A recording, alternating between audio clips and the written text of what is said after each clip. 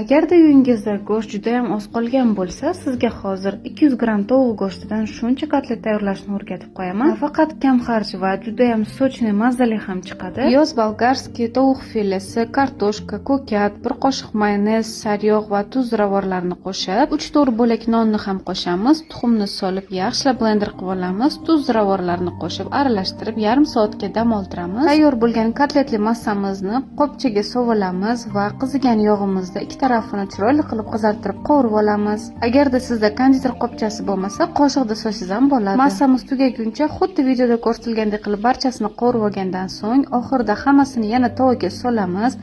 Lavr bargini solib, 1 stakan suvni quyib, 20 daqiqaga dimlab qo'yamiz. Dimlanganning hisobiga ichlari yaxshilab pishib, tovuq juda ham sochniy bo'lib, mazali chiqadi. Yana bitta kerakli ma'lumot, agarda kotletingiz doim quruq bo'lib qolayotgan bo'lsa, ichiga har doim bir dona kartoshkani chorkadan chiqarib qo'shib yuboring. Taomni yanada chiroyli qilib dasturxonga tortish uchun bodringdan shunaqa gullar yasab olamiz. Kotletlarimiz tayyor bo'lguncha yoniga kartoshka pyure yoki guruchdan garnir tayyorlab olsangiz bo'ladi va sovuq suvga solganimiz hisobiga bodringlarimiz shunaqa ochilib, gul ko'rinishda chiroyli bo'lib tayyor bo'ladi. Tovuq go'shti o'zi quruq bo'lgani hisobiga barcha qolgan masalliqlar bilan tayyorlasangiz, siz ham kotletlaringiz shunaqa sochniy, mazali bo'lib chiqadi. Dasturxonga chiroyli qilib tortamiz. Hammaga yoqimli ishtaha.